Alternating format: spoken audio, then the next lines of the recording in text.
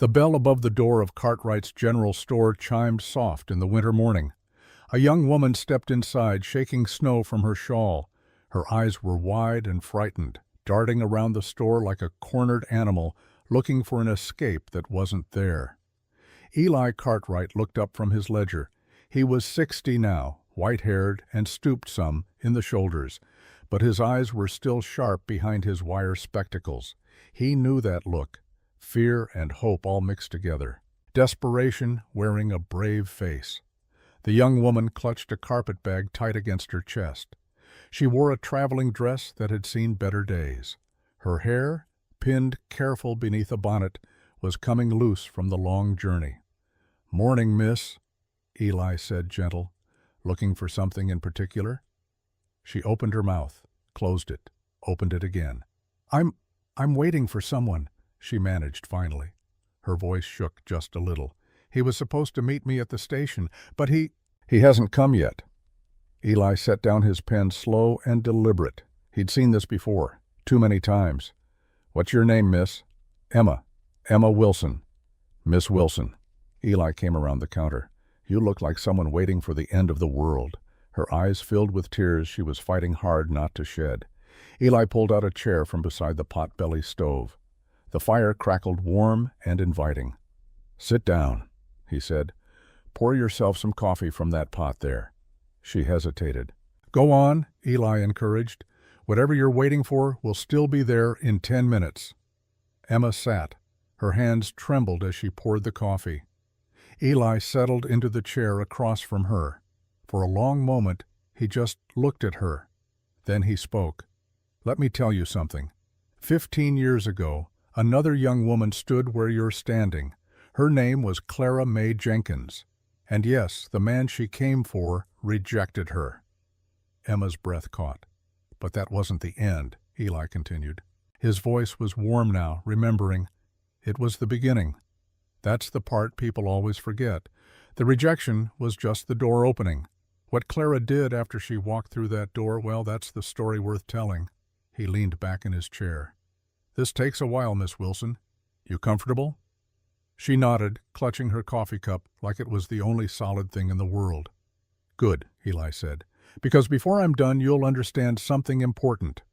He paused, gathering the memory like a man gathering kindling for a fire.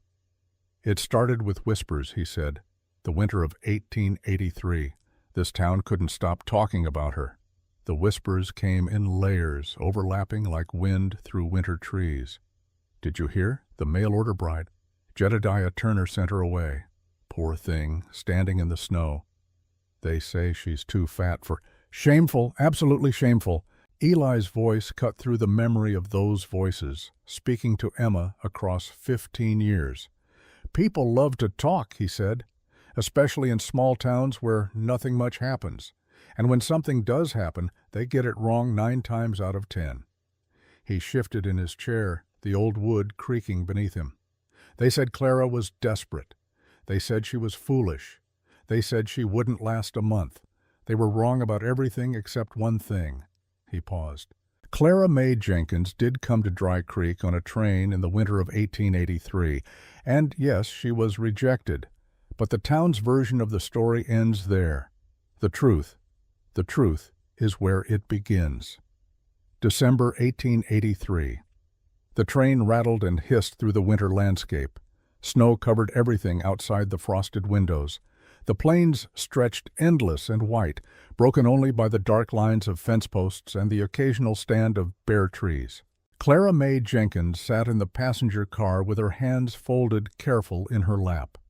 She wore her best traveling dress, deep blue wool that her mother had helped her sew 2 years before the coughing sickness had taken her. In Clara's lap lay a letter. She'd read it so many times the paper had gone soft at the creases.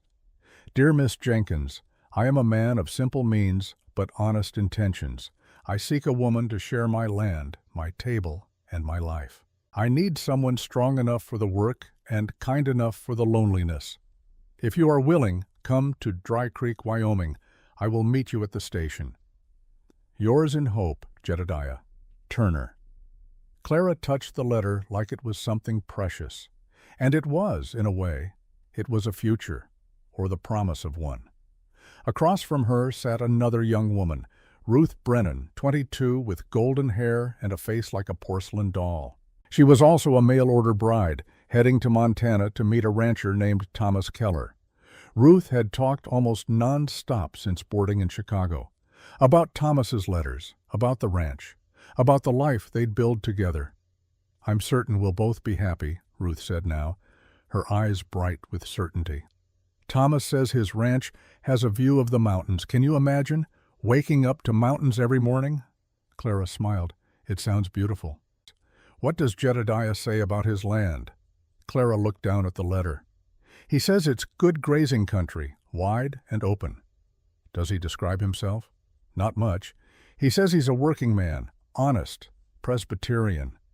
Ruth leaned forward, conspiratorial. "But is he handsome?"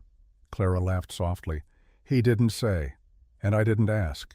"You're braver than me," Ruth said. "I made Thomas send a photograph. 3 times I asked before he finally did." "And?"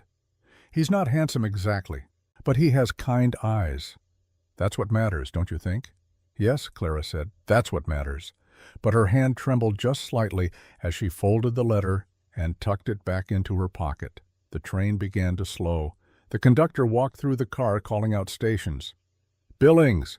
Next stop, Billings, Montana!" Ruth gathered her things in a flurry of excitement.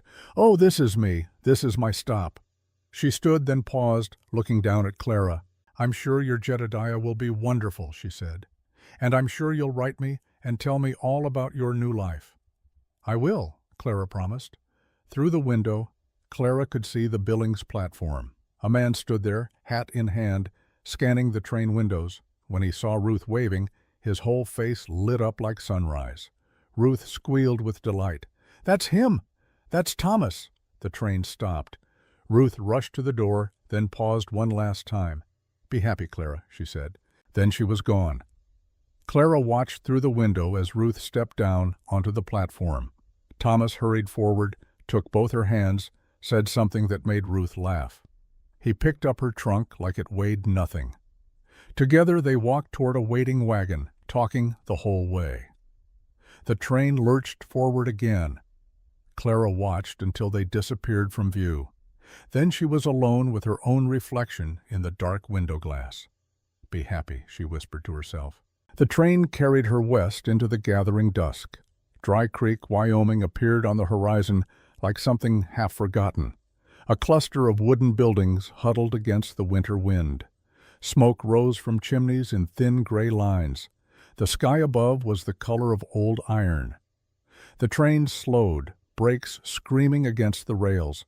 Clara stood and gathered her things.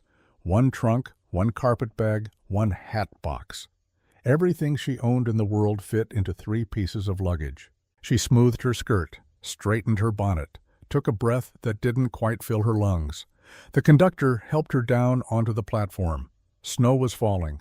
Not the gentle kind, but the sharp, mean kind that stung when it hit your face.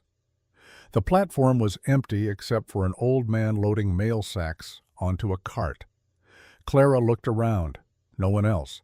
Just the snow and the wind and the distant buildings of Dry Creek. She set down her trunk and waited. 5 minutes passed, then 10. The old mail carrier finished his work and drove away without a word. Clara pulled her shawl tighter. The cold was starting to seep through her clothes. Her feet were going numb in her traveling boots. 20 minutes. 30. A man led his horse down the muddy street, tipped his hat politely as he passed the station. But he kept walking. A group of boys threw snowballs near the livery stable, their laughter carrying on the wind. Still Clara waited. Her hands started to shake. Not from the cold, though that was part of it, from something else. A feeling growing in her chest like ice forming on a pond, slow and inevitable. 45 minutes. Then, through the curtain of falling snow, a figure appeared. Broad-shouldered, wearing a dusted brown coat and a hat pulled low against the weather. Clara's heart jumped.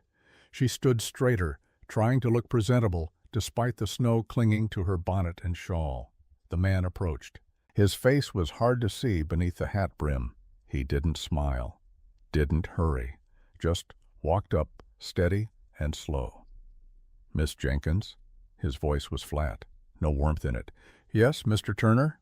He nodded once. "Train was late." "The snow," Clara offered. He grunted.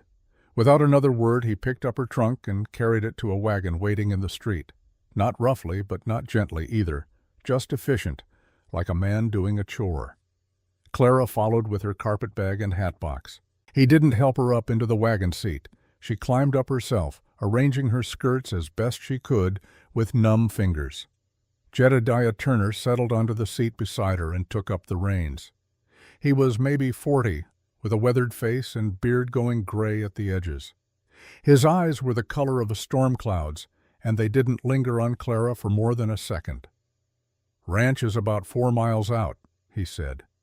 Then he clicked to the horses and they started moving. The wagon rattled through the streets of Dry Creek. Clara caught glimpses of the town through the snow, a general store with a painted sign, a bakery with steam on the windows, a church with a white steeple, a saloon with music drifting out into the cold. People paused in doorways to watch them pass. Clara felt their eyes but couldn't read their faces through the snow. Jedediah said nothing. He kept his eyes on the road and his hands on the reins. Clara searched for something to say, something to break the silence that felt like a wall between them. "Your letters were very kind," she tried. "They were honest," he said. "Yes, I appreciated that." More silence. "The town seems nice," Clara offered. "It's a town."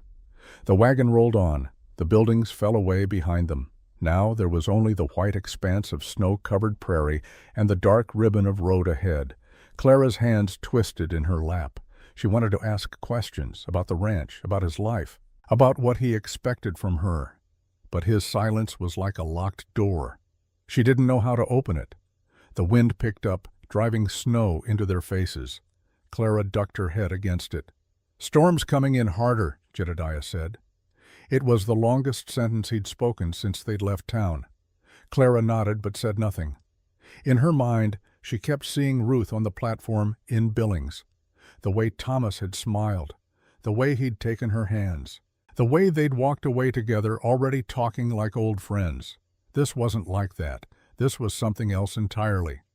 The ranch appeared slowly through the snow, a low house, a barn, a few outbuildings. Everything looked gray and cold. No light showed in the windows. No smoke rose from the chimney.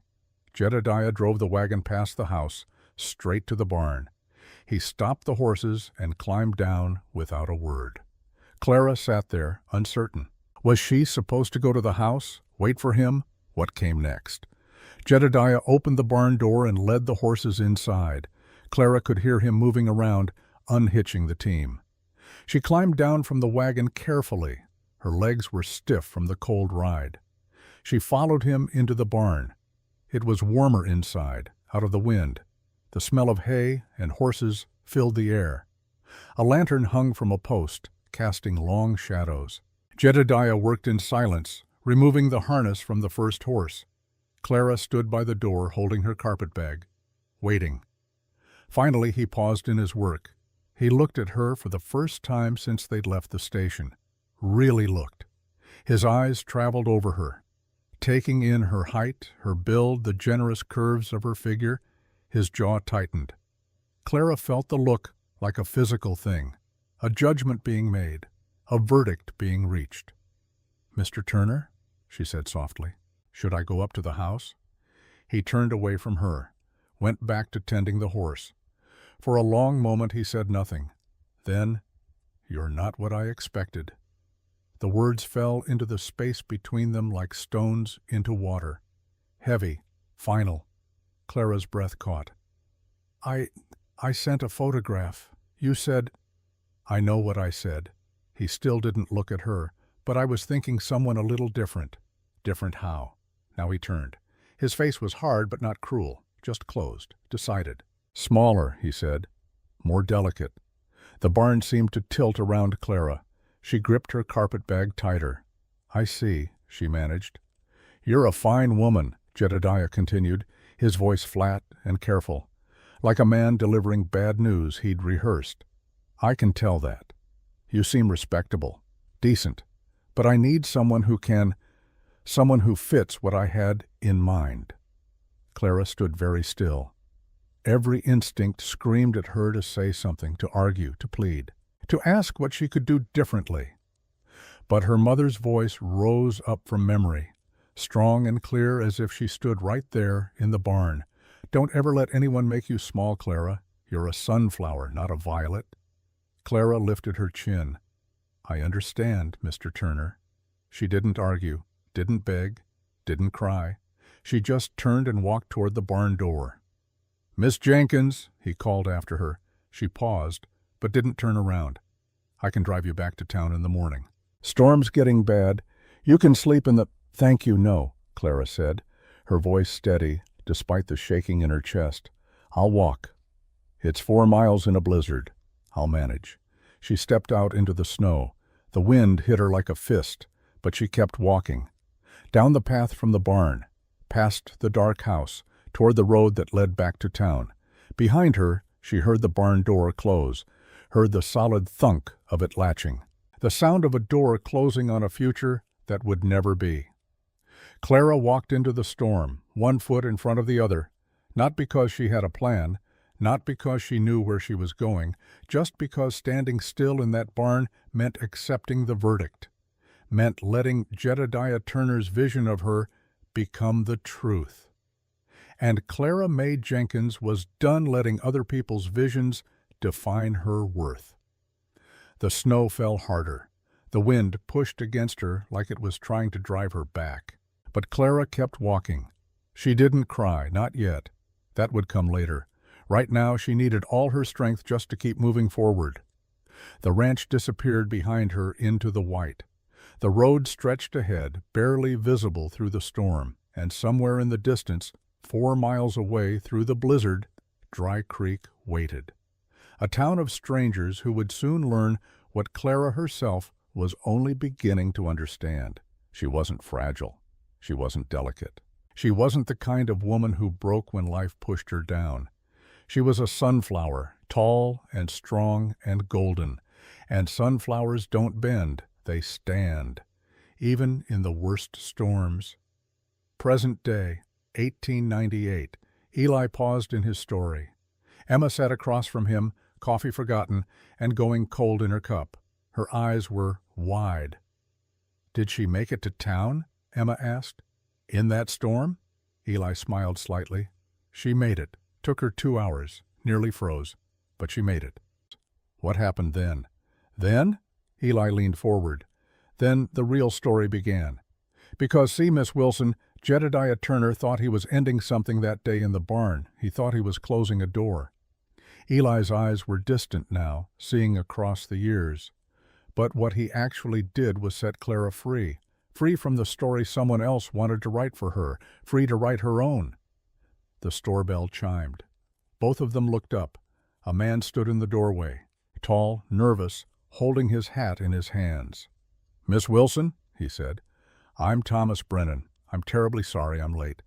The wagon wheel came loose on the way to town, and I—" He stopped, seeing her face, the tears she was fighting. "Are you all right?" he asked, concern flooding his features. Emma stood slowly. She looked at the man, then at Eli. "I'm fine," she said. "I was just learning something important."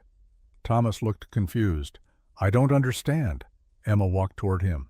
She held herself straight, dignified. "You're late, Mr. Brennan," she said quietly. "That's not the best start." "I know. I'm sorry, truly. But I'm here now.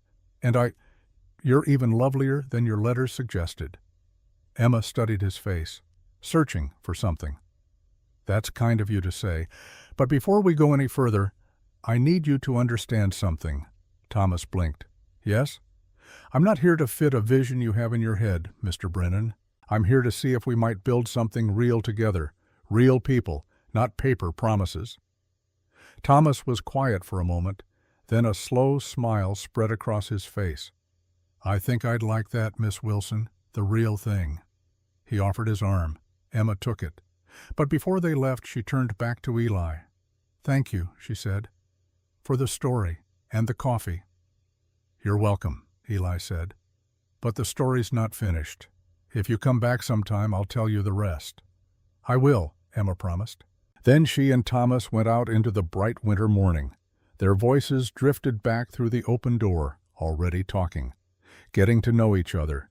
Two real people, not paper promises. Eli watched them go. Then he heard footsteps on the stairs from the back room.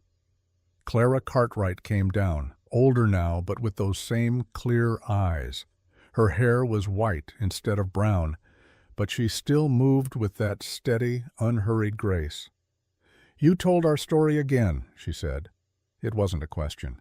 Someone needed to hear it. Clara came to stand beside him at the window. Together they watched Emma and Thomas climb into his wagon. "Did you tell her the hard parts?" Clara asked.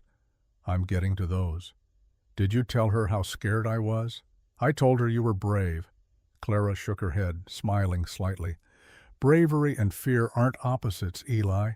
They're partners. I know that now. Took me a while to learn it." Clara took his hand. After 15 years of marriage, her hand still fit in his like it was made for that purpose.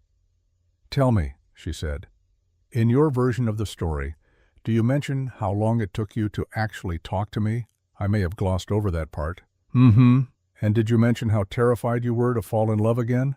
"The story's about you, Clara, your strength." "No," she said gently. "The story's about both of us, how we found each other. How we learned that being broken doesn't mean being worthless. That fear doesn't mean failure." Eli turned to look at his wife. Even now, after all these years, looking at her made his chest tight with gratitude. "You're right," he said. "As usual." "I know," Clara said. "Also as usual." She kissed his cheek and went back to sorting the new fabric that had come in on yesterday's train. Eli returned to his ledger, but his mind was still in the winter of 1883. Still seeing Clara walking into that storm, still remembering the day his whole world changed and he didn't even know it yet. The day a woman came to Dry Creek expecting to be a bride and became something far more important. She became herself, and in doing so, she saved them both. Present day, 1898. Eli closed the ledger and set it aside. The numbers could wait. Outside, the winter sun was climbing higher, casting long shadows across the snow-dusted street. Clara was humming softly as she worked, some old hymn her mother used to sing. The sound filled the store like warmth from the stove. "You want to know the truth about that first night?" Eli said, speaking to the empty air, to the memory, to himself. Clara never told anyone how close she came to giving up. Clara paused in her work. "Are you talking to yourself again, or are you telling the story?" "Both," Eli admitted. She smiled and went back to her fabric, but she was listening. She always listened when he told their story, even though she'd lived it, even though she knew it better than he did. "Go on then," she said quietly. "Tell it true." Eli nodded. He picked up the thread of memory and followed it back through the years. December 1883. By the time Clara reached the train station, she couldn't feel her feet anymore. 2 hours walking through the blizzard, 4 miles of wind and snow and bitter cold that cut through her wool coat like it was made of paper. The station was dark, empty, the platform covered in fresh snow with no footprints but her own. Clara climbed the steps and tried the door. Locked. She stood there, hand on the cold metal handle, and felt the weight of it all crash down at once. No home, no husband, no plan, no money except what little she had left in her purse, and nowhere to go. Her legs gave out. She sat down hard on the top step, her back against the locked door. The snow kept falling. The wind kept blowing. And for the first time since walking out of Jedediah Turner's barn, Clara Mae Jenkins cried. Not loud, not wild, just steady, quiet tears that froze on her cheeks before they could fall. She cried for her mother, 3 years dead. She cried for the future she'd sold everything to reach. She cried for the long train ride and the hope she'd carried and the photographs she'd sent and the letters she'd written. All of it for nothing. The snow began to pile up on her shoulders, on her bonnet, on her folded hands. Clara thought about her mother's last words. "Don't ever let anyone make you small, Clara." She'd said them lying in the narrow bed, her face pale and thin from the sickness that was eating her from the inside. Clara had been holding her hand, trying not to cry. "You're a sunflower, not a violet. Promise me you'll remember that." "I'm trying, Mama," Clara whispered now to the empty station. "I'm trying so hard." The wind answered with a howl that sounded almost like laughter. Clara closed her eyes. Just for a moment, she told herself. Just a rest. The cold was almost comfortable now, like falling asleep. A voice cut through the wind. "Miss, you all right there?" Clara's eyes snapped open. An old man stood at the bottom of the steps, collar turned up against the weather. He had a mail sack slung over one shoulder. "I'm fine," Clara said automatically.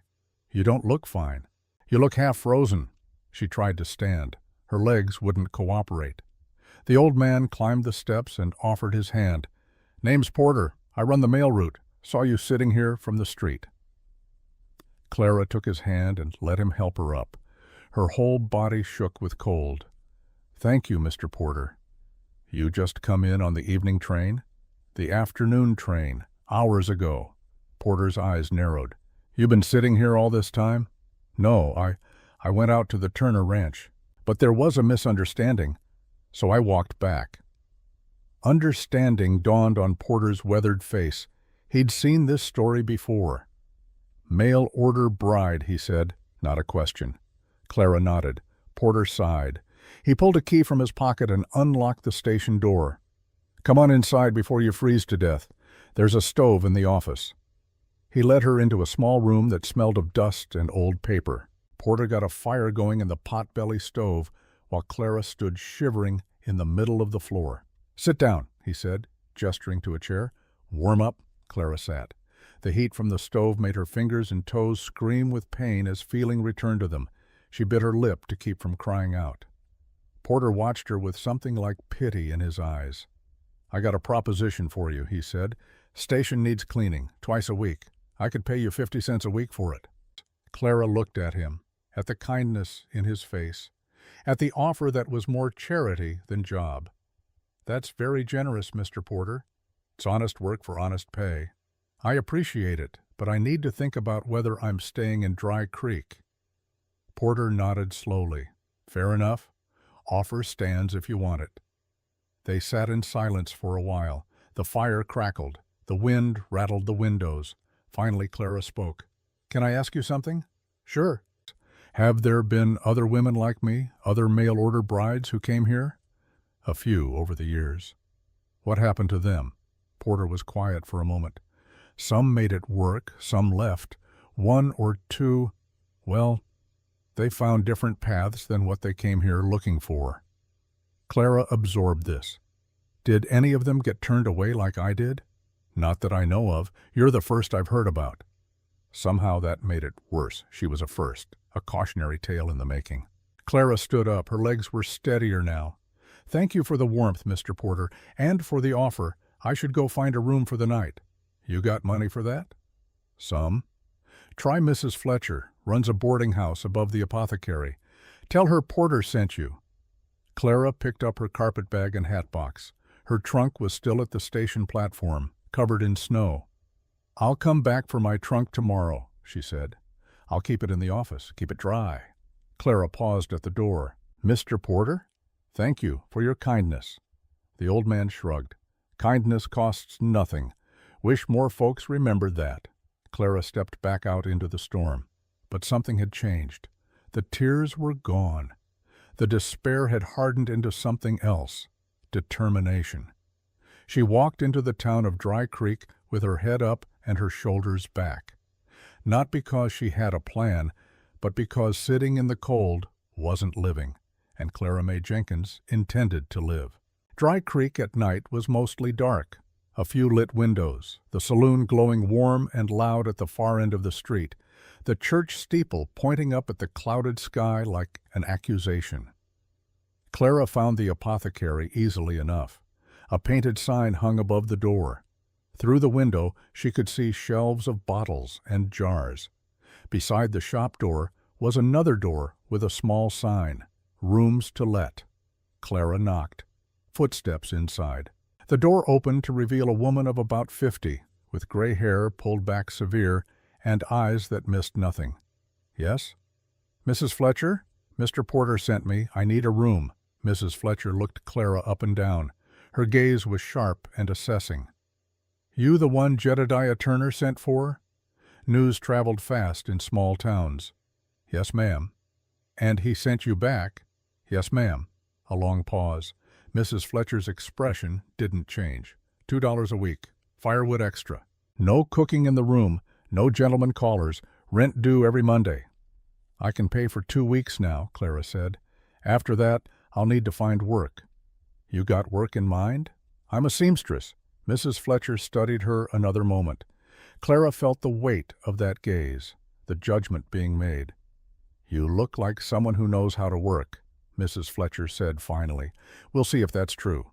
Rooms on the second floor, end of the hall." She stepped back to let Clara in. The stairs were narrow and steep.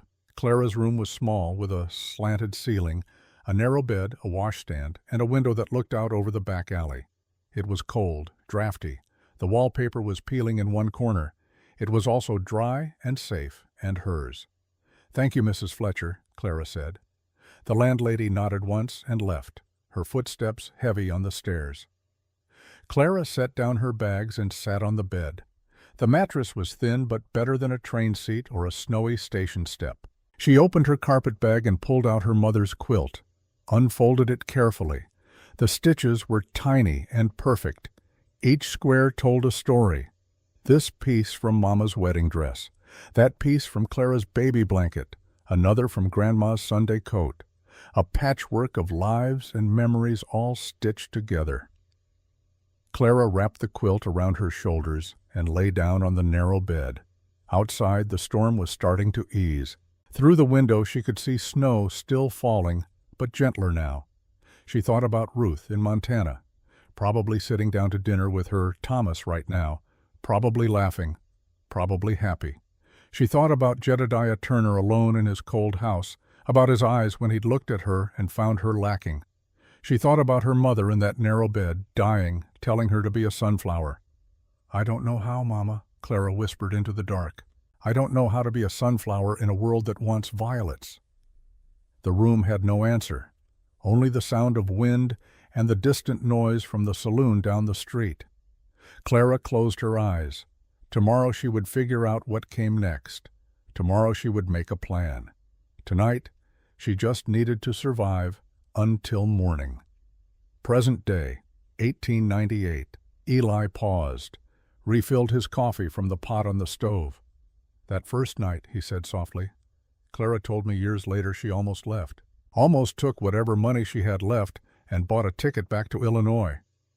"What stopped her?" Clara asked from across the store. She already knew the answer, but she liked hearing him tell it. "Morning," Eli said. Morning came, and with it a choice. Go backward to nothing, or go forward to something unknown.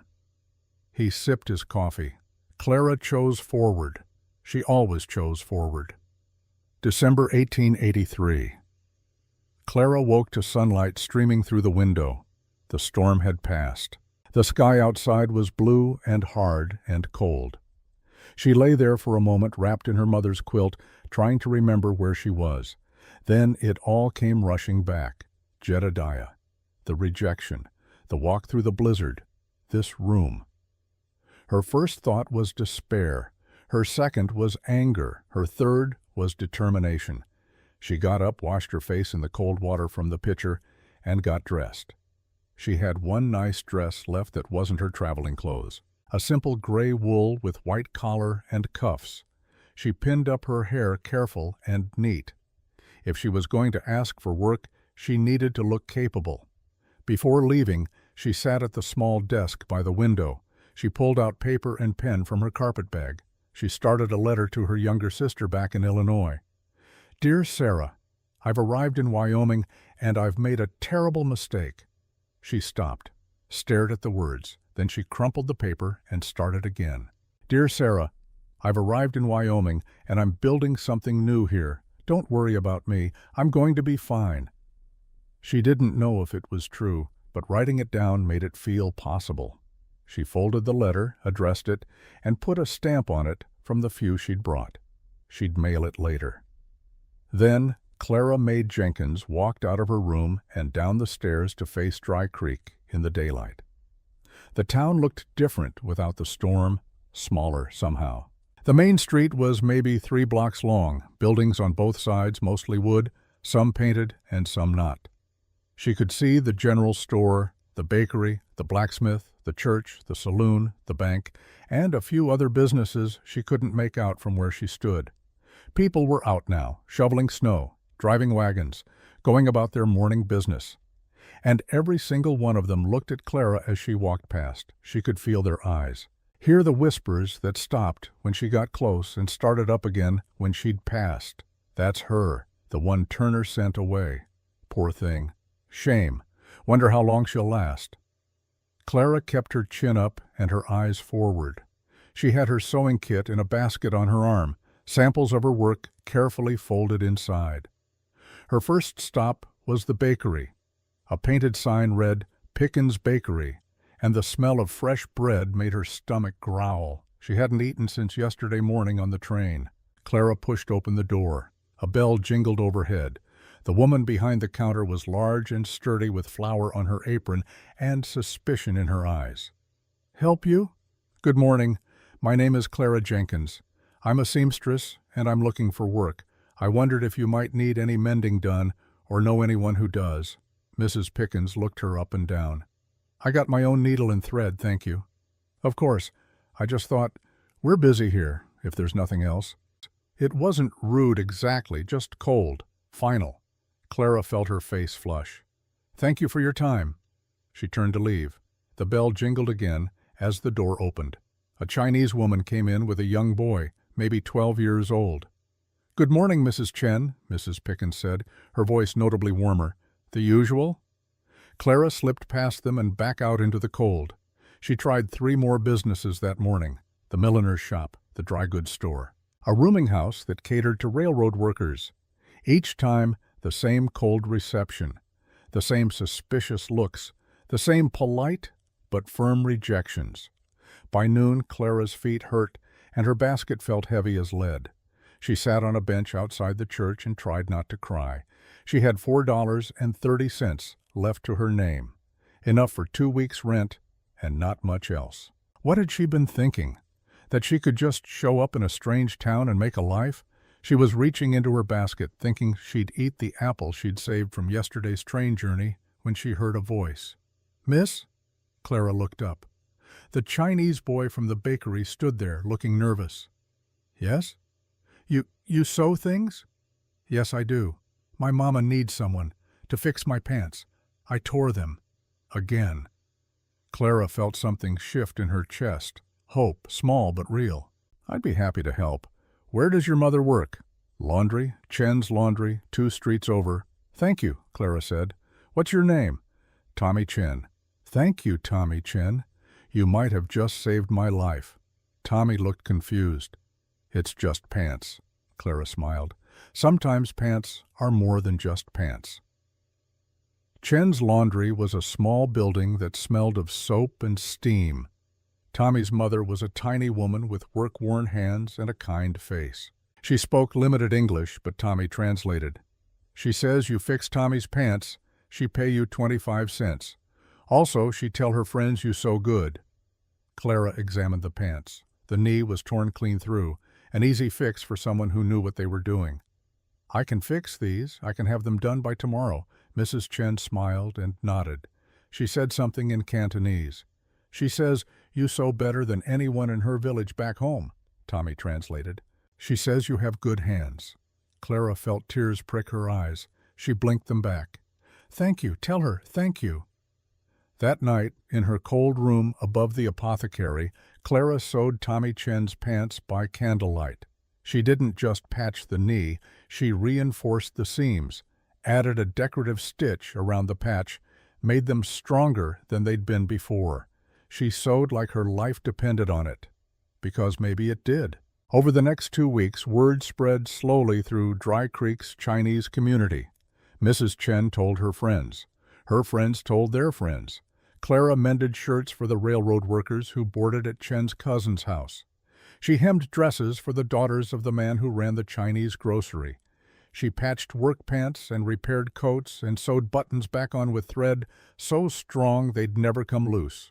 The work was steady but small, 25 cents here, 30 cents there. By the end of the second week, Clara had earned $3.70. It was enough for another week's rent, barely enough for food, but it was something she'd earned with her own hands. The town's white community still gave her the cold shoulder. She'd see women crossing the street to avoid her, hear the whispers that followed her like a shadow. But the Chinese community didn't care about mail-order bride scandals. They cared about good work for fair prices. Clara sewed late into every night. Her eyes ached. Her fingers were sore. The room was always cold because she couldn't afford enough firewood. But she was surviving. Then came the third week, and the thread ran out. Clara stared at the empty spool. She had 4 garments waiting to be finished, jobs that would pay $2.40 total. But she needed thread, green thread number 12, to match the fabric. Thread cost 70 cents at the general store. Clara opened her purse and counted what she had left. 80 cents. Plus she owed Mrs. Fletcher $2 for next week's rent. She could buy the thread and finish the jobs. That would give her $2.40. But then she'd be 10 cents short on rent and would have nothing left for food. Or she could skip the thread, buy food with her 80 cents, and tell Mrs. Chen she couldn't finish the work. But then she'd lose those customers, lose the reputation she was building. Clara sat on her bed with the empty thread spool in one hand and her purse in the other. In her mind, she heard her mother's voice. Invest in your work, Clara. Tools matter, skills matter. Never cut corners trying to save a penny. You'll lose $1. Clara made her decision. She put on her coat and walked to the general store. Cartwright's general store sat on the corner of Main Street and Pine. It was bigger than the other shops, with wide windows and a painted sign that had weathered several winters. Clara had walked past it a dozen times, but never gone in. It felt too much like the heart of the town, the place where everyone gathered, where gossip flowed like the creek the town was named for. But she needed thread, and this was the only place that sold it. She pushed open the door. A bell chimed overhead. The store smelled of wood and oil and new fabric. Shelves lined the walls, floor to ceiling. Bolts of cloth, tools, canned goods, bags of flour and sugar, glass jars of candy. And behind the counter, a man. He was tall and lean, maybe 45, with graying hair and wire spectacles perched on his nose. He wore a clean white shirt and a vest. His hands were on the counter, long-fingered and still. He looked up when Clara entered. His eyes were gray, like morning fog. "Help you?" His voice was quiet, neither warm nor cold, just careful. "Thread, please. Green, number 12. He turned without a word and selected a spool from the shelf behind him, set it on the counter. 70 cents. Clara opened her purse and counted out the coins. Her hands didn't shake, though they wanted to. The man took the money and wrapped the thread in brown paper with practiced movements. "Thank you," Clara said. He nodded once. Clara was halfway to the door when he spoke again. "You're the seamstress." She turned back. "Yes." "The one staying at Fletcher's?" "Yes." He studied her for a moment, not the way Jedediah had studied her, not judging, just looking, like he was trying to figure out a difficult problem. "You do good work," he said finally. "Mrs. Chen says so." "Mrs. Chen is kind. Mrs. Chen is honest. There's a difference." Clara didn't know what to say to that, so she just nodded and left. But as she walked back to her room, she felt something strange. For the first time since arriving in Dry Creek, someone had looked at her and not seen a scandal. Just a person who did good work. It was a small thing. But small things mattered when you were building a life from nothing. Present day, 1898.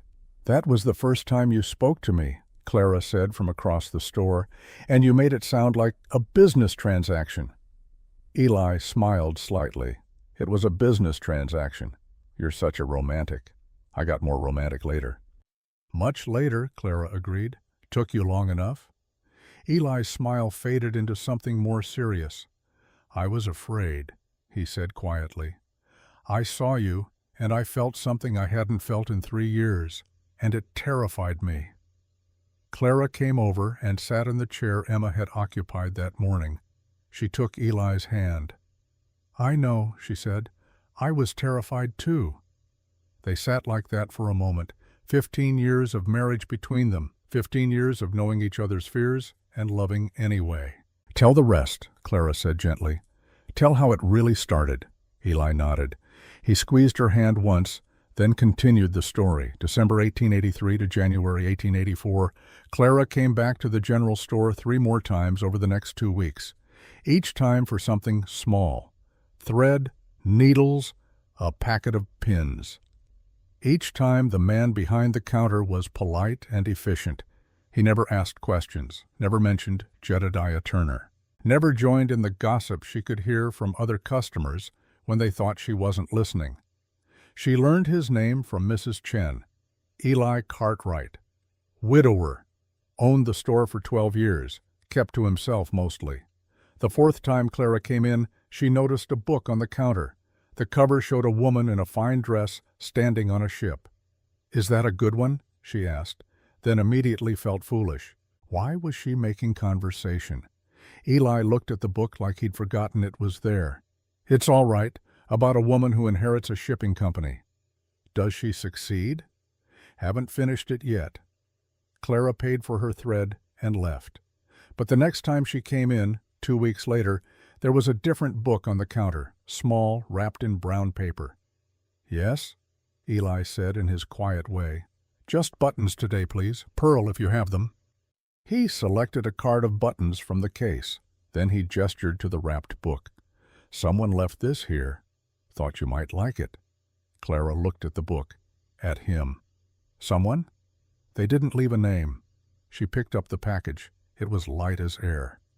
How much do I owe for it? Nothing. Like I said, someone left it. Clara unwrapped the paper. Inside was a slim volume. The Story of Rachel Hartwell. It's about a woman who builds a hotel empire, Eli said. His voice was still quiet, but there was something different in it now, something almost nervous. After her husband dies. Everyone says she'll fail, but she doesn't. Clara looked up at him, really looked. His gray eyes met hers. There was kindness there, and something else, something cautious and uncertain. Thank you, Clara said softly, for finding this. Welcome, Eli said. Then quieter. Come back when you've finished it. Tell me what you think. Clara nodded and left with her buttons and her mysterious book. That night she read by candlelight until her eyes burned. The story was good. But more than that, it felt like a message. You can build something from nothing. You don't need anyone's permission. Just your own determination. When she returned the book 2 weeks later, there was another one waiting. This one about a woman who started a school for children no one else would teach, and another after that, and another. Each one about women who built lives on their own terms. Clara began to look forward to her trips to the general store, began to time them for mid-morning when the store was quietest. Eli never said much, but he listened when she talked about the books, really listened. One day she brought him a small pie she'd made with the last of her flour and some dried apples Mrs. Chen had given her. What's this for? Eli asked, looking at the pie like it might bite him. You've been lending me books for weeks. It seemed only right to say thank you properly. You don't need to. I know. I wanted to. He accepted the pie with an awkward kind of grace. The next time she came in, he said something that nearly undid her. Your company makes the afternoon pass easier, Miss Jenkins. It was the longest sentence he'd spoken to her that wasn't about books or supplies. Clara felt warmth bloom in her chest, the first real warmth she'd felt since arriving in this cold town. Yours too, Mr. Cartwright, she said. And that's how it started, not with grand gestures or passionate declarations, with books and pies and quiet afternoons in a general store while the winter wind blew outside. Two lonely people finding a kind of peace in each other's company. But peace never lasts long, not in small towns where people watch and whisper and wait for scandal. And scandal, as Clara was about to learn, was already on its way. January 1884. Sarah Hayes had been the prettiest girl in Dry Creek since she turned 16. Everyone said so, and Sarah had built her whole life around that single truth. She was 22 now, with golden hair that caught the light just so, and a figure that made men trip over their own feet. She wore dresses ordered from St. Louis and hats with ribbons that matched her eyes. She was also running out of time. Most of the eligible men in Dry Creek had already courted her and found her wanting. Not in looks, never in looks, but in substance, in depth, in anything that mattered beyond a pretty face. Sarah knew this somewhere deep down, but she'd learned to ignore uncomfortable truths. Eli Cartwright was different. He was older, established, respected. He owned the best business in town. And since his wife died, he'd shown no interest in any woman, which made him perfect. A challenge. A prize worth winning. Sarah had been working on him for 2 years, stopping by the store with small requests, lingering at the counter, laughing at things that weren't funny. Touching his arm when she leaned in to look at fabric samples, Eli was always polite, always respectful, and always distant, until Clara Jenkins walked into his store and everything changed. Sarah noticed it immediately, the way Eli's face softened when Clara entered, the way he stood a little straighter, the way he actually smiled, really smiled, when Clara talked about those dusty old books. It made Sarah's blood run cold. She stood outside the general store one February morning, watching through the window. Clara was at the counter, returning a book. Eli was already pulling another one from beneath the counter, wrapped in brown paper. They talked for maybe 3 minutes. Nothing romantic, nothing improper. But Sarah saw the way they looked at each other, like two people sharing a secret the rest of the world couldn't see. And Sarah Hayes decided that had to stop. The rumors started small, just whispers at first. Sarah mentioned to Mrs. Hewitt at the milliner's shop that it was sweet, really, how that poor Jenkins woman keeps finding excuses to visit the general store. Mrs. Hewitt mentioned to her sister that the seamstress seems quite taken with Mr. Cartwright. The sister told her husband, who told the blacksmith, who mentioned it to the men at the saloon. Within a week, the whole town was talking about how Clara Jenkins was chasing Eli Cartwright. Setting her cap for him, they said. Can't find a husband the normal way, so she's settling for a lonely widower. He's too polite to tell her no.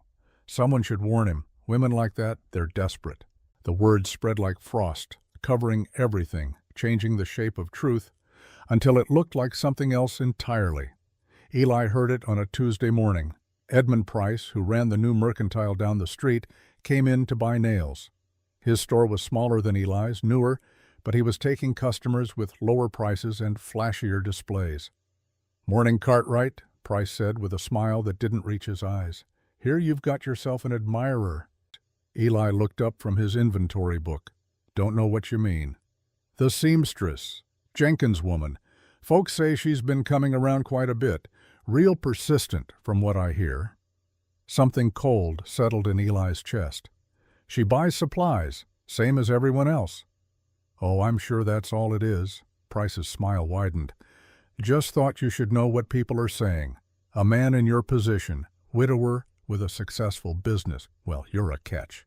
Natural some woman would try her luck." Price paid for his nails and left, that smile still plastered on his face. Eli stood behind the counter for a long time after, not moving. Clara had been coming to the store more often. He'd been leaving books for her, had looked forward to her visits in a way he hadn't looked forward to anything in 3 years. But was Price right? Was it calculated? No. It couldn't be, could it? Eli thought about the way Clara talked about the books, the genuine delight in her face when she discovered a story she loved, the pie she'd made him with her last bit of flour. That wasn't manipulation. It was kindness. But doubt, once planted, grows like weeds. Clara noticed the change immediately. She came into the store the following Thursday for needles. Eli was polite but distant. He didn't ask about the book she'd borrowed, didn't have a new one waiting. "Just the needles, then?" he asked. "Yes, thank you." He wrapped them in silence. Clara paid and left, confused and hurt. A week passed, then two. Clara went back twice more, each time for legitimate supplies. Each time, Eli was courteous but cold. The warmth she'd felt growing between them had frozen solid. On the third week, Clara had had enough. She walked into the store at mid-morning. No other customers. Just Eli behind the counter, doing his books. "Mr. Cartwright." He looked up. "Miss Jenkins." "Did I do something to offend you?" The question hung in the air between them. Eli set down his pen carefully. "No." "Then why won't you look at me any more?" "I'm looking at you now. You know what I mean." Silence, long and heavy. Finally Eli spoke. "There's been talk. About you, about us, about intentions." Clara felt heat rise in her cheeks. "What kind of talk?" That you've been—" He couldn't finish. "That I'm chasing you?" Clara's voice was quiet but sharp. "That I'm desperate? Is that what you believe?" "I don't know what to believe." Clara stood very still. When she spoke again, her voice was steady as stone. "I came to your store because you sell the supplies I need. I accepted your books because you offered them and because I love to read. I made you a pie because you've shown me more kindness than almost anyone in this town, and I wanted to say thank you." She paused. "If you think there was some scheme behind that, some calculation, then we have nothing more to say to each other. Because if you believe I'm capable of that, you don't know me at all."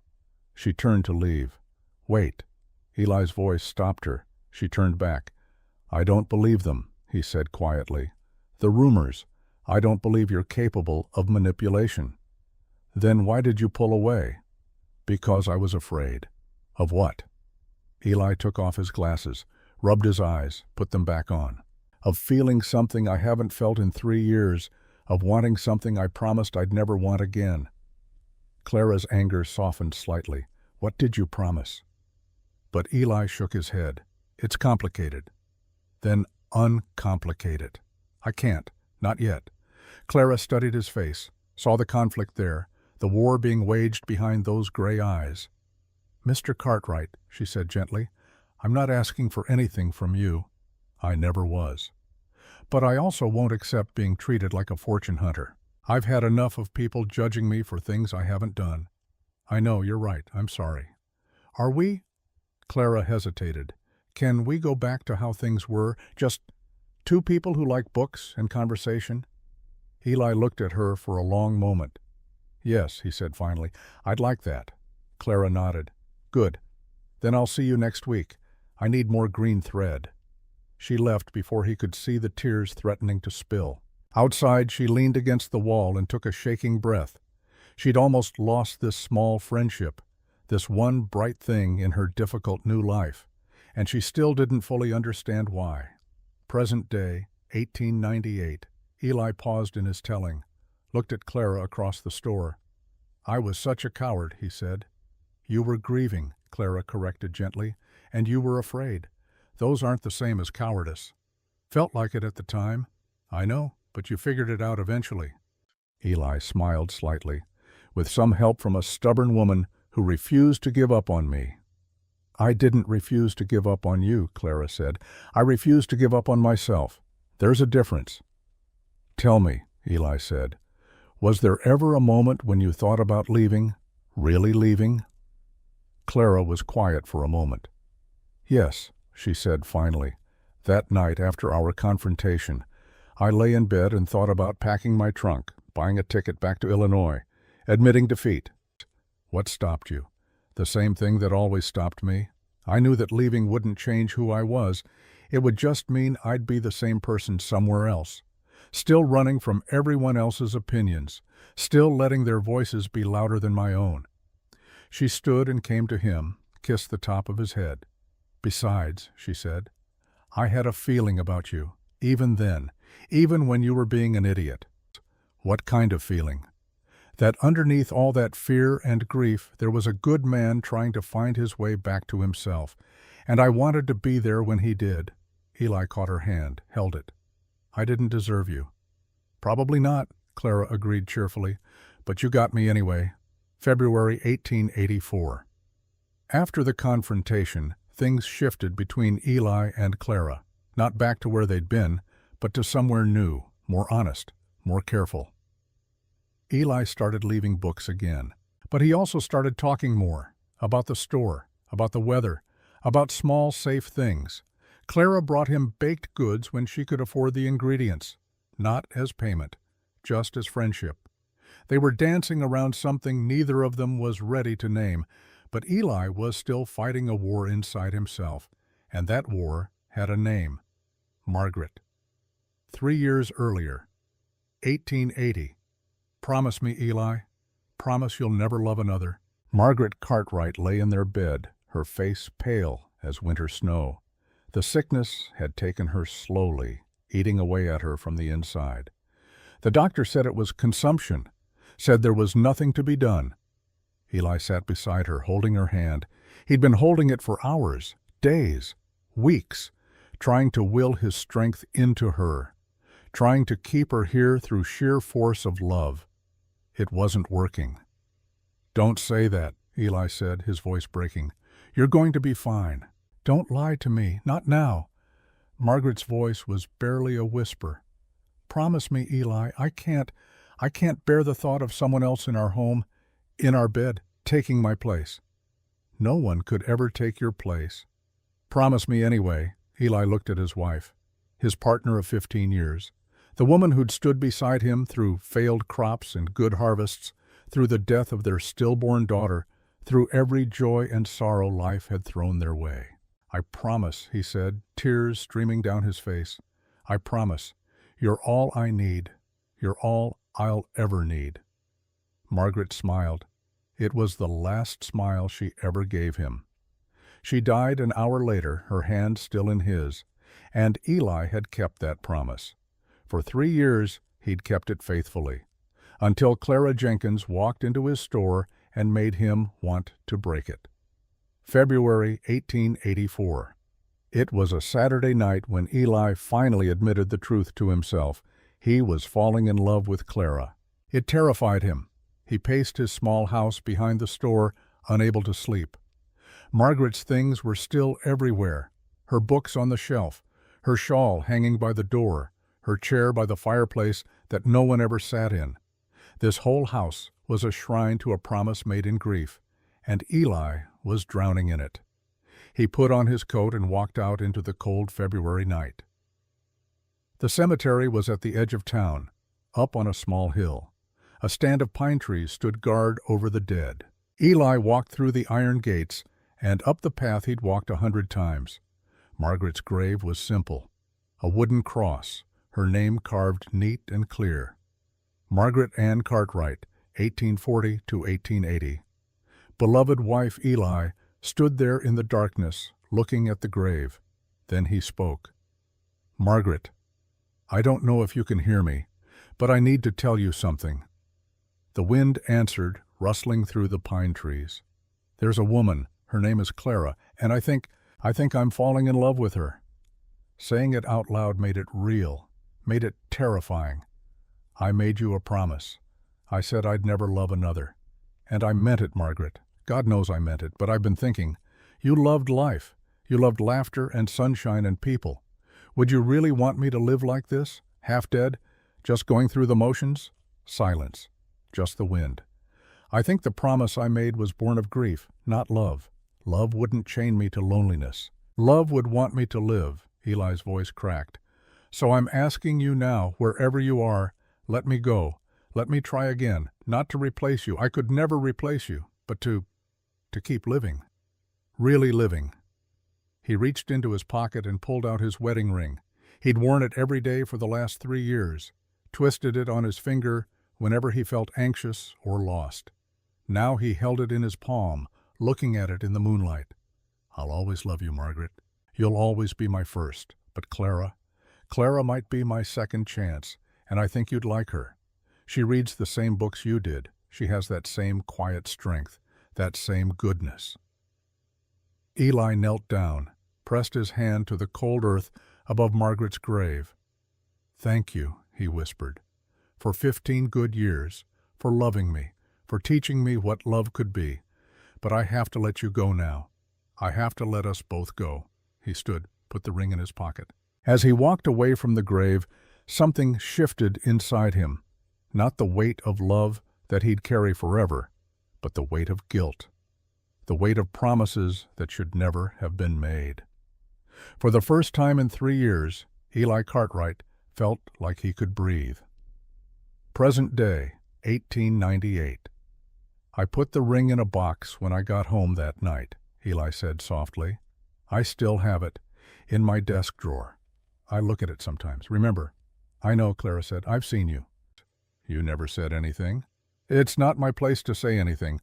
She was your wife, your history. I'd never ask you to forget that. But you let me keep it, the ring, the memories. You never asked me to pack away her things. Because love isn't a competition, Eli.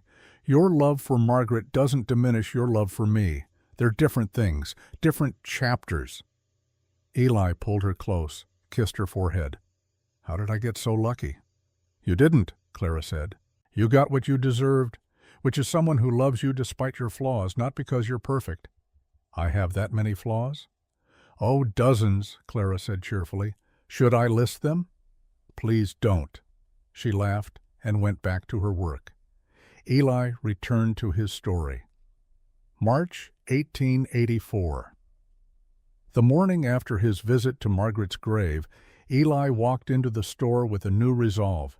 He found a small leather notebook in his desk drawer. Inside, he wrote Clara's name at the top of the first page. Then he started making a list. Books that might speak to her situation. Books that might heal her. Books that might show her what he was too afraid to say out loud.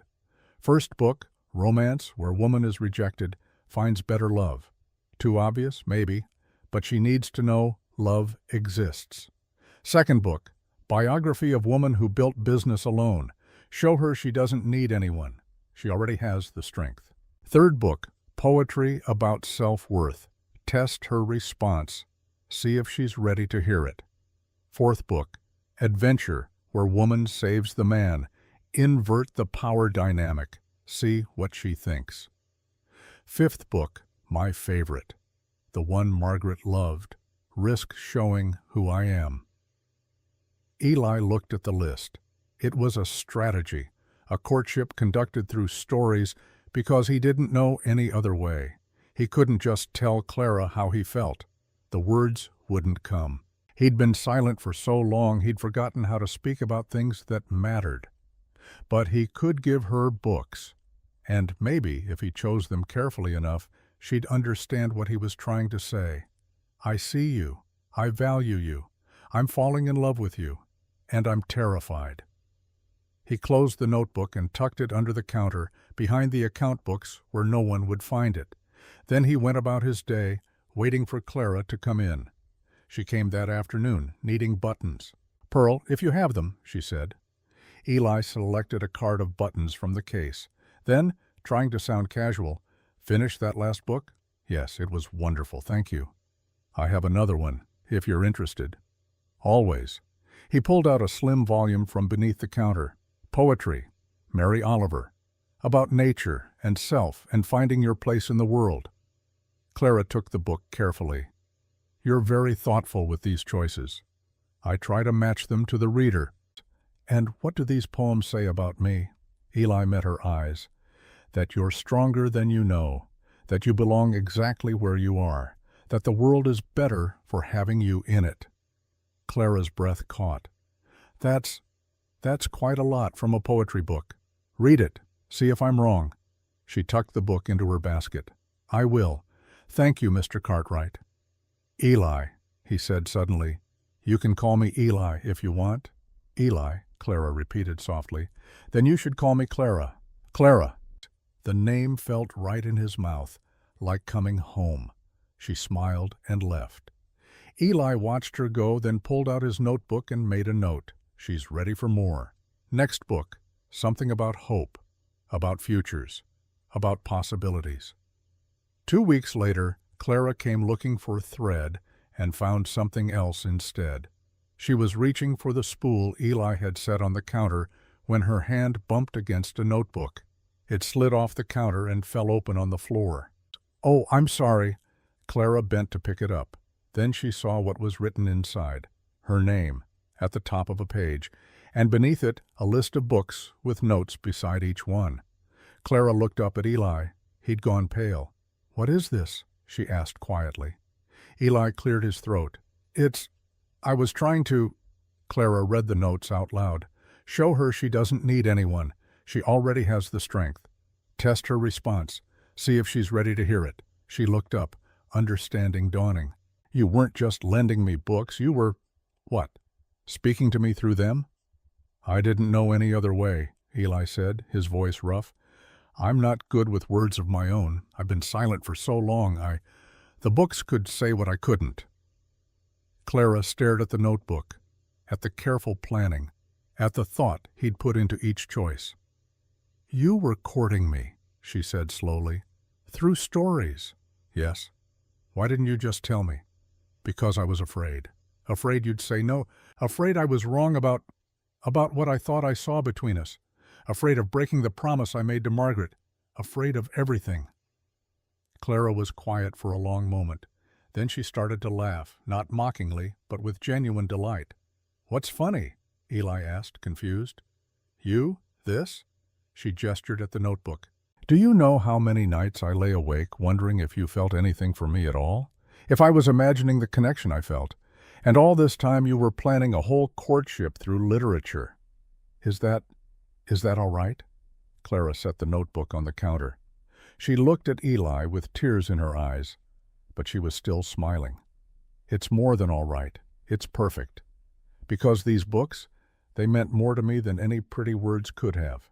They said, 'I see who you really are. I understand what you need to hear. I care enough to pay attention.'" She reached across the counter and took his hand.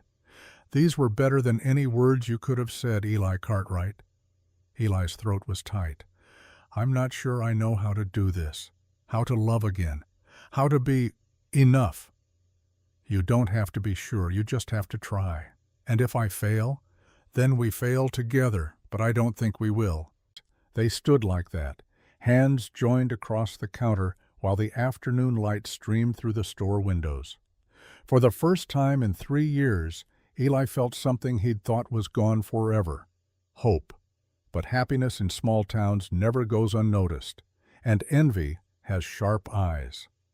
Sarah Hayes saw them through the store window, saw their hands clasped, saw the way they looked at each other. She felt something cold and hard settle in her chest. This had gone far enough. Sarah walked to the doctor's office at the edge of town. Dr. Moss was old and liked his whiskey a bit too much, especially on Saturday nights. It was Saturday. Sarah found him in his study, working through his second bottle. "Dr. Moss," she said sweetly, "I hope I'm not interrupting." "Miss Hayes, not at all. What brings you here?" "I'm worried about Mr. Cartwright." "Eli, what about him?" "This woman, this Clara Jenkins, I'm afraid she's taking advantage of his grief, his loneliness." Dr. Moss frowned. "That's a serious accusation." "I know, but someone should tell him the truth, about who she really is, about why she came here. She came here to marry Turner. That's no secret." "Yes, but do you know why Turner rejected her?" Dr. Moss took a drink. "Couldn't say." Sarah leaned in, her voice dropping to a confidential whisper. "I heard it was because she reminded him too much of his first wife, Catherine, the one who died." Dr. Moss went very still. Sarah pressed on. "Someone should tell Eli, before he makes a terrible mistake, before he falls for a woman who's just wrong somehow, like Catherine was wrong." She left the words hanging there, left the poison to do its work. Dr. Moss sat in his chair for a long time after she left. The whiskey made his thoughts fuzzy, but Sarah's words echoed clear. Catherine. Who died? Wrong somehow. He'd been Catherine Turner's doctor. He knew the truth. And maybe, he thought through the whiskey haze, Maybe Eli should know it too, before history repeated itself. Present day, 1898. Sarah didn't know what she'd started, Eli said quietly. She just wanted to separate us. She didn't understand what truths she was unleashing. She never did understand anything beyond her own wants, Clara said. Some people are like that. They can't see past their own reflection. Do you ever wonder what happened to her? I heard she married a traveling salesman and moved to Denver. Probably still beautiful. Probably still empty. That's harsh. But fair, Clara said. I have room for compassion, Eli, but I don't have to pretend that cruel people are victims of circumstances. Sarah made her choices. She hurt people deliberately. That's on her. Eli nodded. Dr. Moss, though, he meant well. The road to hell, Clara said, is paved with good intentions. I know. Tell the rest. Tell about the night everything changed. March 1884. It was late on a Tuesday evening when Dr. Moss stumbled into the general store. Eli was closing up, counting the till. Doc, Eli said, concerned, you all right? Need to tell you something. Dr. Moss's words were slurred. About Jedediah Turner. About his wife. Catherine? You know about her? I know she died, in childbirth. Do you know why Jedediah sent your Clara away? Eli stiffened. What are you talking about? Dr. Moss sat heavily on a chair. Catherine was a big woman, strong, healthy as a horse, I told him. But Jedediah, after she died, he went half mad with guilt, convinced himself her size killed her, which is nonsense. Bodies fail for 1,000 reasons. Eli felt something cold settle in his stomach. He blamed her body?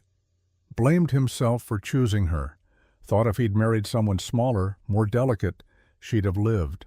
So when your Clara came, tall, strong, built like Catherine, he panicked, saw his dead wife, saw his failure.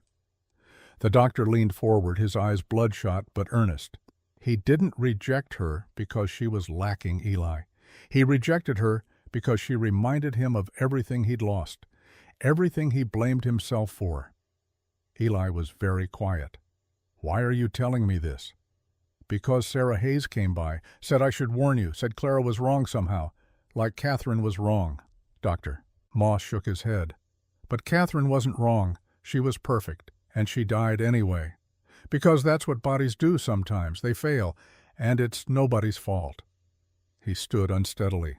Your Clara isn't chasing you for your money, Eli. She isn't scheming. She's just a woman who got dealt a bad hand and refused to fold. If you care about her, don't let other people's fear poison what you're building. Dr. Moss stumbled toward the door, then paused. And tell her Jedediah's rejection had nothing to do with her worth, everything to do with his fear. She deserves to know that. Then he was gone, leaving Eli alone with this new knowledge. Clara had been rejected not because she was lacking, but because she reminded Jedediah of love and loss and guilt too heavy to bear. She'd been punished for someone else's grief. Eli thought about Margaret, about the promise he'd made, about how grief could twist love into something that looked like devotion but was really just fear. He needed to see Clara, needed to tell her what he'd learned, but more than that, he needed to tell her what he'd finally admitted to himself, that he loved her. Not because she was convenient, not because he was lonely, but because she was Clara, strong and kind and brave and real. And if he didn't tell her soon, someone like Sarah Hayes might poison the well so thoroughly that Clara would never believe him. Eli locked the store and walked through the cold March night toward Mrs. Fletcher's boarding house. It was time to stop being afraid. It was time to choose life over ghosts. It was time to choose Clara. March 1884. Eli stood outside Mrs. Fletcher's boarding house looking up at the lit window on the second floor, Clara's window. It was past 9 o'clock. Respectable people didn't call on unmarried women at this hour. Mrs. Fletcher would have something to say about it. But Eli had spent 3 years being respectable, being careful, being half alive. He was done with that. He knocked on the door. Mrs. Fletcher answered, her face set in disapproving lines. "Mr. Cartwright, it's late. I need to speak with Miss Jenkins. It's important. It can wait until morning." "No," Eli said quietly. "It can't." Something in his voice made Mrs. Fletcher pause. She studied his face, then sighed. "5 minutes, in the parlor, and I'll be right in the next room." She called up the stairs. "Miss Jenkins, you have a visitor." Footsteps above. Then Clara appeared at the top of the stairs, wrapped in a shawl, her hair down around her shoulders. When she saw Eli, her eyes went wide. She came down the stairs slowly. Eli waited in the parlor, hat in his hands, trying to organize his thoughts into words. Clara entered. Mrs. Fletcher positioned herself in the doorway, arms crossed. "Eli," Clara said softly, "what's wrong?" "I spoke with Dr. Moss tonight. He told me something about Jedediah Turner, about why he rejected you." Clara's face went still. "I don't understand." "His first wife, Catherine, she died in childbirth. She was built like you, tall, strong. After she died, Jedediah convinced himself her body killed her, that if he'd chosen someone smaller, more delicate, she'd have survived."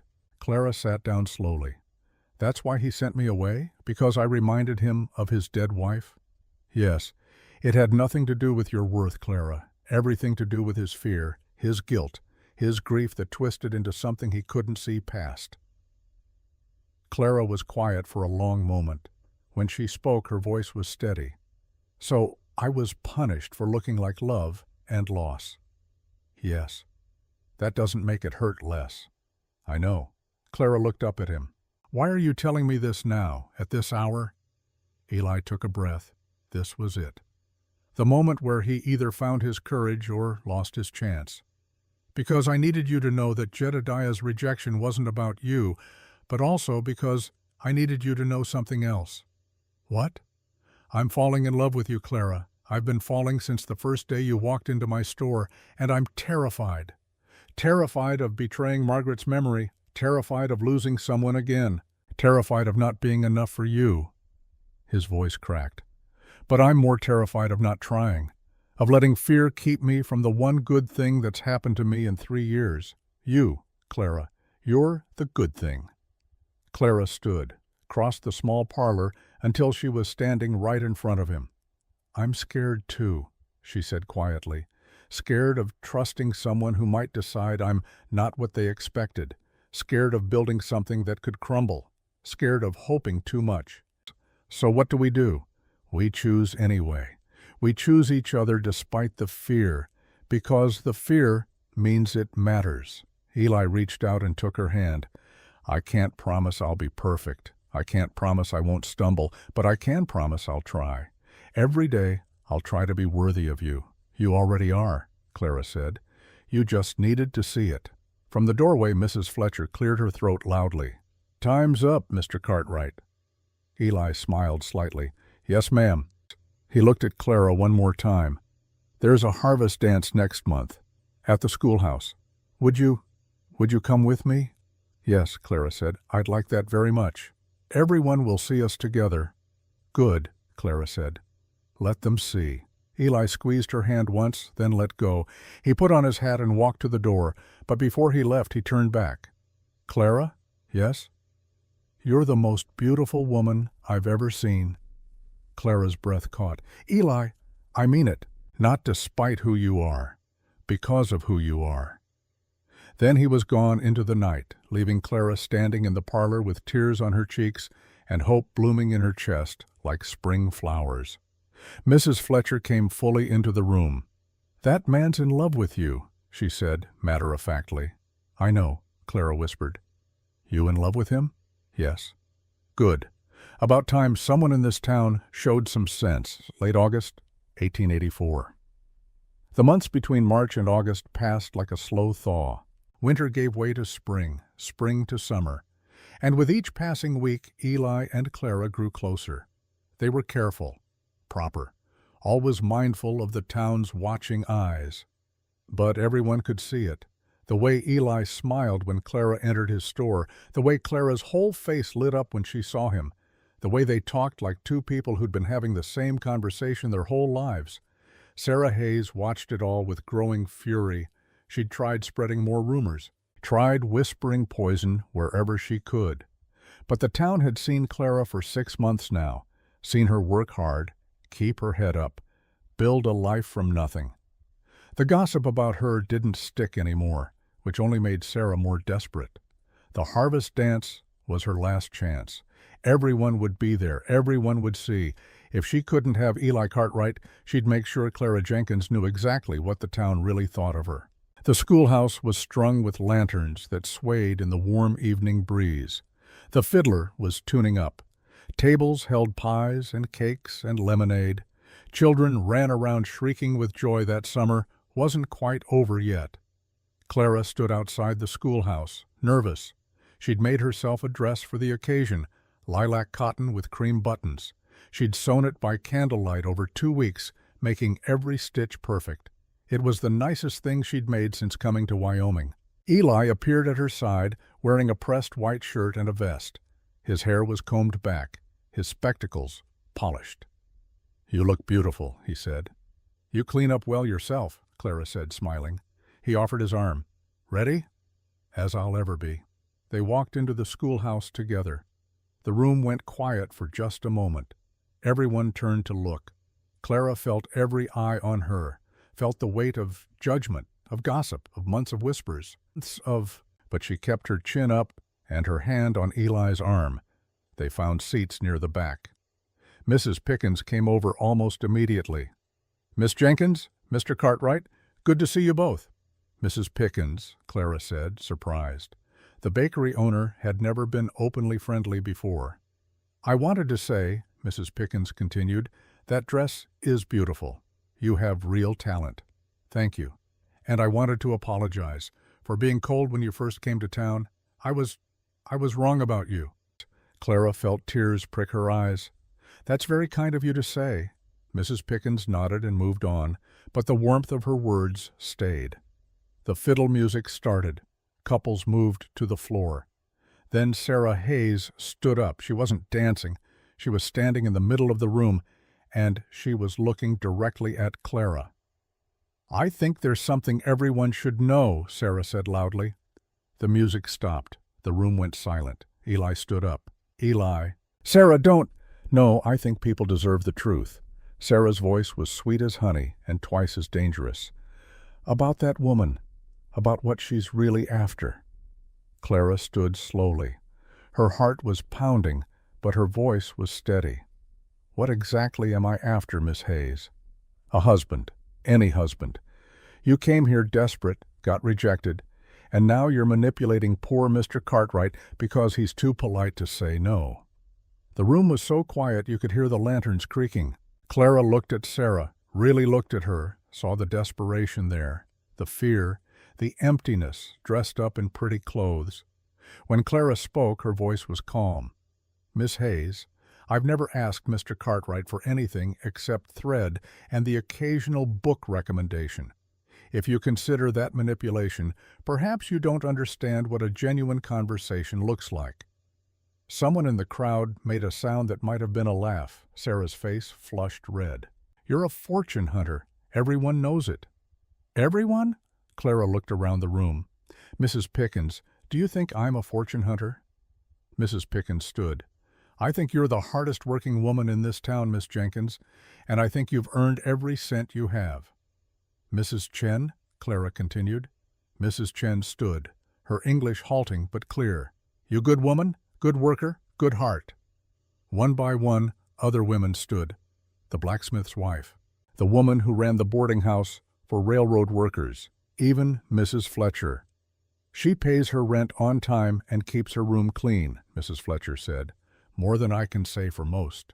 Sarah looked around at all the standing women, at the support Clara had built without even realizing it.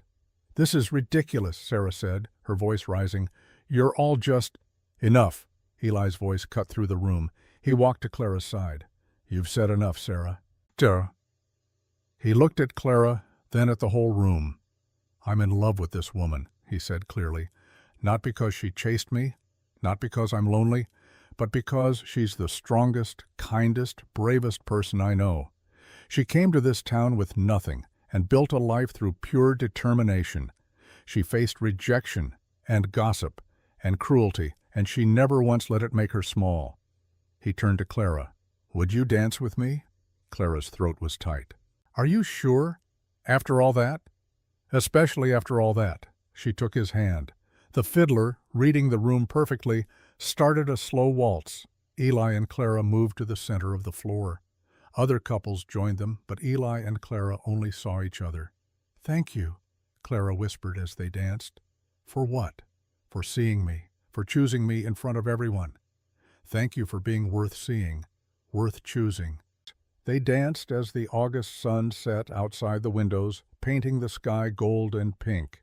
Sarah Hayes left the schoolhouse alone and was never seen at another town dance. But Clara and Eli danced until the lanterns burned low and the fiddle player's fingers got tired. And when they finally stepped outside under the stars, Eli kissed her. Not rushed or unsure, but the kind of kiss that says, "I'm here, I'm yours. I've been waiting for you." September 1884. Clara worked on the quilt for 3 weeks in secret. Her mother's quilt had traveled with her from Illinois. Worn and precious, stitched with memories of women who came before. Now Clara was adding to it. New pieces woven in with the old. A square from her lilac dance dress. A piece from the apron Mrs. Pickens had given her. A scrap from Eli's shirt, the one he'd torn on a door hinge and she'd kept without telling him. Every piece was a memory. Every stitch was a choice to keep going. When it was finished, she folded it carefully and wrapped it in brown paper. Then she carried it to the general store on a bright September morning. Eli was behind the counter, doing inventory. "I have something for you," Clara said. He looked up, curious. She set the bundle on the counter. "Open it." Eli untied the twine and unfolded the paper. The quilt spilled across the counter, a patchwork of colors and stories. His hands trembled as he touched it. "Clara, this is your mother's quilt." "It was, but I added to it, see?" She pointed out the new squares. "This piece is from my first dress in Dry Creek. This is from the apron Mrs. Pickens gave me. This is from your shirt." Eli looked at the careful stitching, at the way old and new were woven together. "You're giving me your mother's quilt?" "I'm giving you our quilt," Clara said softly. "It's not just my mama's life anymore. It's my life, our life, all the pieces that made us who we are." Eli's eyes were bright behind his spectacles. "I don't deserve this." "Yes, you do." He looked at her across the counter. This woman who'd walked into his store 6 months ago and turned his careful, quiet life inside out. "Marry me," he said. Clara laughed through sudden tears. "You didn't even ask. You just said it." "I'm asking now. Clara May Jenkins, will you marry me? Will you let me spend the rest of my days making sure you never doubt your worth again?" "Yes," Clara said. "Yes, I will." Eli came around the counter and pulled her into his arms. The quilt spilled onto the floor between them, forgotten for the moment. "I love you," he said into her hair. "I love you too." They stood like that for a long time, holding each other in the quiet store while the September sun streamed through the windows. Outside, Dry Creek went about its business, but in the general store, two people who'd been broken by grief and rejection found each other and chose to be whole. October 1884. Clara was walking back from the post office when she saw him. Jedediah Turner, standing on the corner of Main Street, holding his hat in his hands. Their eyes met. For a moment, Clara thought about crossing the street, avoiding him, but she'd spent enough time running from uncomfortable things. She walked straight toward him. Jedediah cleared his throat. "Miss Jenkins, Mr. Turner, I heard you're getting married. To Eli Cartwright." "Yes." Jedediah turned his hat in his hands. "I wanted to. I owe you an apology, not just for my words back in December, but for my reasons." Clara waited. "I was afraid," he continued. "You reminded me of my Catherine, and I thought if I chose different this time, maybe—" He trailed off. "It was foolish. And it was cruel. and you didn't deserve it." Clara looked at this man who'd rejected her, who'd sent her stumbling into the snow with nothing but her dignity and her mother's quilt. She could have been angry, she had every right, but she just felt tired of carrying it. "Thank you for saying that," she said quietly. "I heard you found happiness here. I'm glad." "I didn't find happiness, Mr. Turner. I built it. There's a difference." Jedediah nodded slowly. "I can see that." He paused. "I hope you'll be very happy, Miss Jenkins." "I will be. And Mr. Turner?" "Yes?" "I forgive you, but I want you to understand. I don't need your approval. I never did. What I needed was to understand that your rejection had nothing to do with my worth, everything to do with your fear. Now I know that. And I'm free." Jedediah's face crumpled slightly. "I wish I'd seen that then, seen you." "Some people aren't ready to see. That's not my burden to carry." She walked past him, her head high. That was the last time Clara ever spoke to Jedediah Turner. Years later, she heard he'd finally sold the ranch and moved east. Never remarried. Never stopped running from his ghosts. But that was his story to write. Clara had her own. Late October 1884. The wedding took place on the hill behind the general store, where the prairie grass grew tall and golden. A dogwood tree stood at the top of the hill, its leaves turning red with autumn. The sky above was blue and endless. The whole town came. Even people who'd once whispered about Clara stood witness now. Reverend Wade officiated. Clara wore a cream-colored dress she'd sewn herself, with lace at the collar and cuffs. Eli wore his best suit. They stood beneath the dogwood tree with the wind playing in the grass around them. "Marriage is a promise," Reverend Wade said, "not just to each other, but to yourself. To be honest, to be kind, to choose love even when it's hard." Eli took Clara's hands. "I promise to see you truly," he said, "every day of my life, to value your strength, to honor your courage, to love you not despite who you are, but because of who you are." Clara's voice was steady and clear. "I promise to share my strength with you, to build a life together that honors both our pasts and our future, to love you with all my broken pieces made whole." They exchanged simple gold bands. "By the power vested in me," Reverend Wade said, "I now pronounce you husband and wife." Eli kissed Clara under the dogwood tree while the whole town cheered. The reception was held in the grass outside the store, tables laden with food, music from the fiddler, children running and laughing, adults dancing and talking and celebrating. Mrs. Pickens had made a cake. Mrs. Chen brought dumplings. Even Mrs. Fletcher contributed a bottle of wine she'd been saving for a special occasion. As the sun began to set, Eli and Clara danced. Just the two of them, while the sky turned gold and pink. "You changed my life," Eli whispered. Clara smiled. "No, you reminded me who I already was." They danced until the stars came out, until the lanterns glowed warm in the gathering dark, until it was time to walk together into the house behind the store that was now theirs. Their new life, built from rejection and grief and determination, built from love that chose to be brave. Eli finished his story as the afternoon sun slanted through the store windows. The coffee had long since gone cold, but Emma had stayed, listening to every word. Now she sat quietly, absorbing it all. Finally she spoke. Did she ever regret it, coming here? Before Eli could answer, Clara's voice came from the doorway. Not once. Emma turned. Clara stood there, white-haired now, but with those same steady eyes. She came and sat beside Eli, taking his hand. "Every hard thing I did made me who I am," Clara said to Emma. "The rejection, the cold nights, the gossip, the fear, all of it shaped me. Why would I regret becoming myself? But weren't you angry? At Jedediah? At the town?" "For a while. But anger is heavy to carry. Eventually I put it down, kept the lessons, released the bitterness." Emma looked at their joined hands. 15 years of marriage, 15 years of choosing each other. "What happened to your husband?" Clara asked gently. "The one outside? He seems kind, nervous but kind. And do you want to try with him? Emma was quiet for a moment. I think so, but I'm scared. Good, Clara said. That means it matters. But remember, your value isn't his to give. It's yours to know. Whether he sees it or not doesn't change what you're worth. How do I know what I'm worth? Clara smiled. You decide. Every morning you wake up and decide you're worthy of respect, of kindness, of love. Not because someone gave you permission, but because you're human. And being human is enough. Emma stood.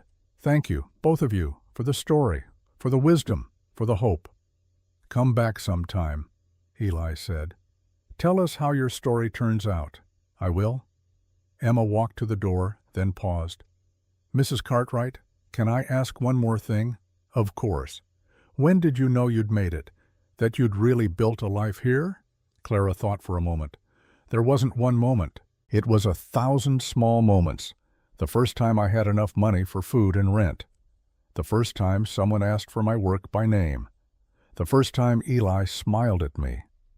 The first time a child in town waved hello. Each one was a brick. Together, they built a life. Emma nodded and left. Through the window, Eli and Clara watched her join Thomas Brennan, watched them climb into his wagon, talking, getting to know each other. Think she'll be all right? Eli asked. I think she'll figure it out, just like we did. Clara leaned her head on Eli's shoulder. They sat like that for a while, watching the town move around them. After 15 years, the store was still their heart, the place where they'd found each other, where they'd built something from nothing. You tell the story well, Clara said softly. I had good material. Did you tell her the part where you were terrified to propose? I may have glossed over that. Clara laughed. And the part where you dropped the ring during the ceremony? I definitely left that out. Good. Keep some mystery. A young woman walked past the window carrying a carpet bag. She looked lost and hopeful and scared. Another one, Eli thought. Another woman coming to this hard land looking for something. He hoped she found it, or better yet, built it, just like Clara had. Clara stood and went back to her fabric sorting. Eli returned to his ledger. The afternoon passed into evening. And somewhere in Dry Creek, stories were still being written, lives were still being built, rejections were still turning into new beginnings. Because that's what the frontier was, not just open land, but open possibilities. The chance to become whoever you decided to be. And Clara Mae Jenkins had decided to be a sunflower, tall and strong and golden, standing straight through every storm. On the hill behind the general store, beneath the dogwood tree, 2 graves stood side by side. The first marker read, Eli Cartwright, 1838 to 1910. Beloved husband, he chose love. The second, years later, would read, Clara Mae Cartwright, 1855 to 1915. Beloved wife, friend, teacher. She was a sunflower. But that was still years away. For now, on this autumn day in 1898, Eli and Clara were still writing their story, still choosing each other, still standing tall. And in the general store on Main Street, the bell above the door kept chiming, welcoming people in, sending them out again. Each chime a moment, each moment a choice, each choice a life being built, one decision at a time. That's how Clara Mae Jenkins became the heart of Dry Creek. Not by being perfect, not by being what anyone expected, but by refusing to be small, by being exactly who she was meant to be, a sunflower in a world that wanted violets. And that made all the difference.